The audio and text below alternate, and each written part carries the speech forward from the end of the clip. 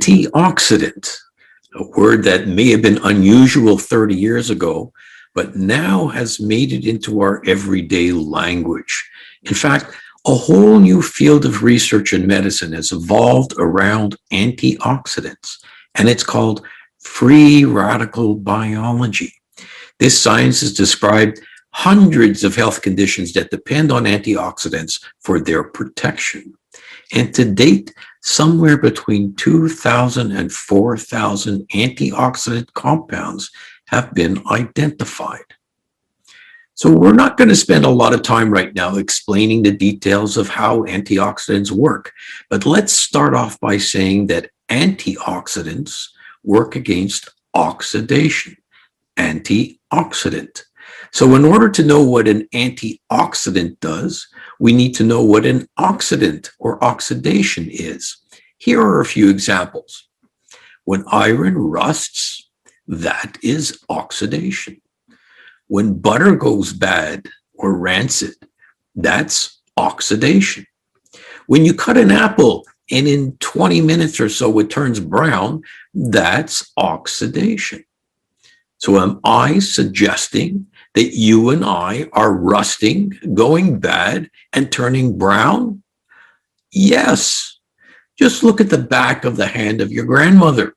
Those spots you see are human tissues being damaged by oxidation. Now, I'm not terribly concerned about the appearance of her hand, but when I see that, it worries me because the same process can be taking part in her lungs, in her heart, in her brain.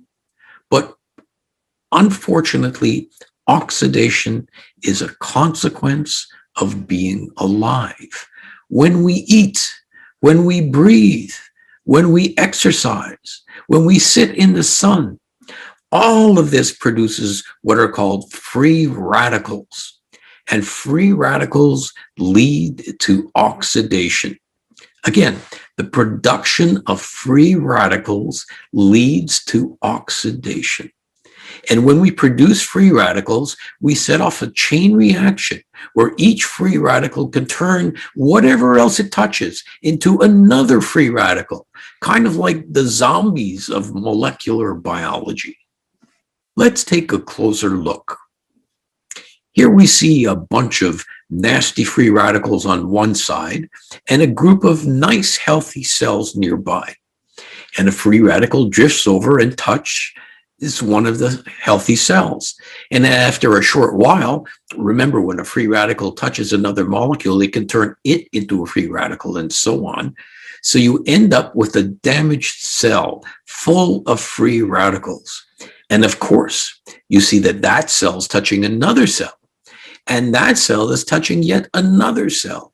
And voila, you end up with, here you go, a black spot on the back of your hand or in your brain. So how do we stop this process?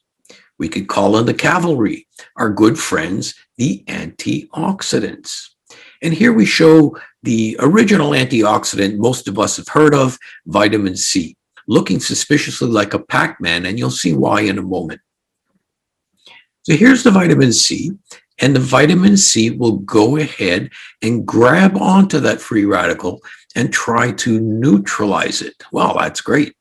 The problem is that although it's neutralized the free radical, it's also neutralized itself. You see, its mouth is full and it can't do anything else. So at this point in time, if nothing else happens, we will just expel this free radical antioxidant complex.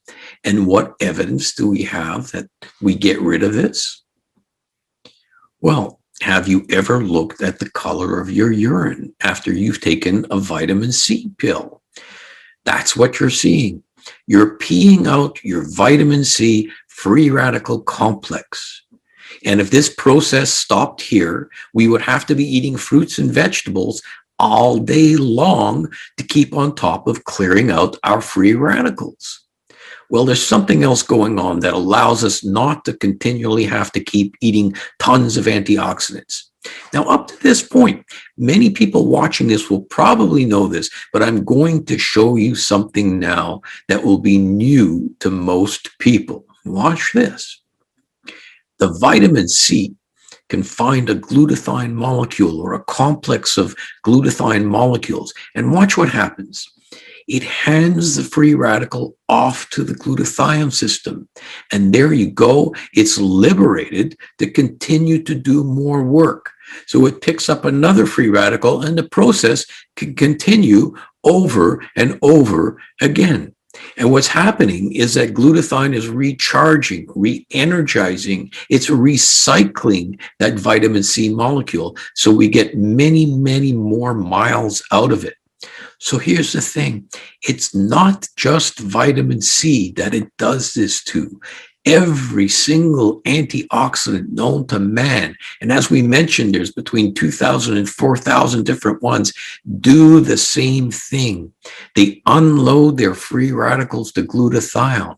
And this is the primary reason that we call glutathione the master antioxidant, because all the other known antioxidants cannot work with the presence of glutathione. Glutathione is the spring in the clockwork that drives all of our antioxidant processes. But that's not all.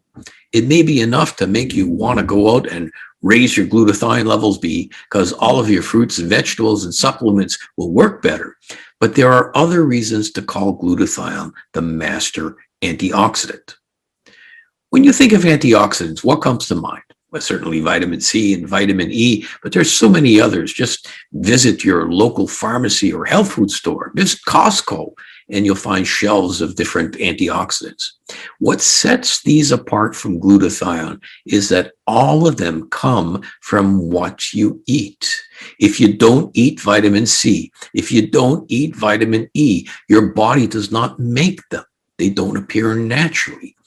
Guess what the major naturally occurrent antioxidant in your body is? The one made by each cell. Of course, glutathione. In fact, all known living creatures must produce their own glutathione in order to exist. Plants, animals, birds, you name it. Here's another reason why glutathione is called the master antioxidant. It's a little bit more technical, but absolutely fascinating. When other antioxidants neutralize a free radical, they themselves become a free radical.